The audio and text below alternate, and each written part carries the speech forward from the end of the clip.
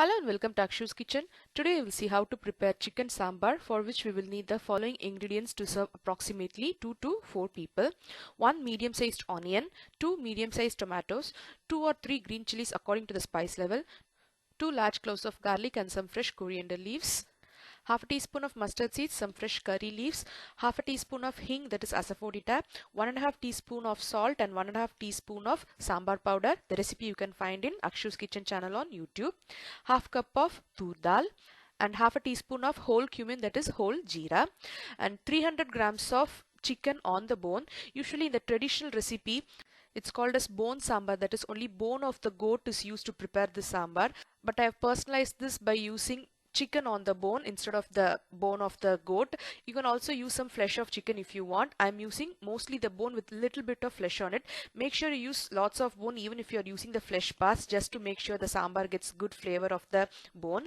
First I'm going to add the washed tur dal in the pressure cooker along with the 2 medium-sized tomatoes, which I'm going to cut into 4 large pieces, and also the 2 cloves of garlic. Again slice it and add it, and finally the half teaspoon of cumin seeds, that is jeera, and I'm going to add about 2 to 3 cups of water, and also add 1 teaspoon of salt, which I have mentioned in the ingredients list, and also 1/4 teaspoon of turmeric powder, which I have not mentioned in the ingredient list. Make sure you add about 1/4 teaspoon of turmeric powder, and I'm going to pressure cook it for about 5 to 7 minutes. And once it's done, I'm going to open it, and you can see the chicken and the bone is all cooked well along with the tur dal. The tomatoes are all soft. So this tur dal and chicken mixture is ready.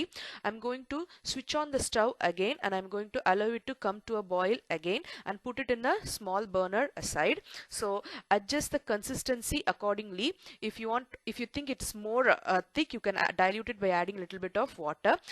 Next, in another pan, I'm going to add about 1.5 tablespoons of oil, and when it is hot, add the half a teaspoon of mustard seeds and the curry leaves, and when they start spluttering, I'm going to add the 1 medium-sized onion and the 2 to 3 green chilies, which I have sliced, and I'm going to saute it for about 3 to 4 minutes until the onions become little soft. You need not fry it until they become very dark golden in color. Just saute it until they are soft like this, and then add the remaining salt, asafoetida and the sambar powder, and give it a quick mix. Just fry it for about 5 to 10 seconds, making sure not to burn the masalas, but just cook them for a couple of seconds. And immediately I'm going to add the prepared onion mixture to the already boiling chicken and tur dal mixture and give it a good mix, and chicken sambar is almost ready. Put it on a medium flame and allow it to simmer for about another 2 to 3 minutes. If you are serving right away, that's the right consistency, but if you're going to use it only after an hour or so, make sure you dilute it a little bit, because the tur dal will get tightened and the curry will become very thick after a few minutes or after an hour.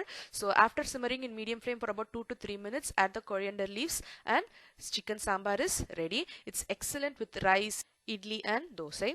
Try it and you'll really like it. Thank you for watching Akshu's Kitchen.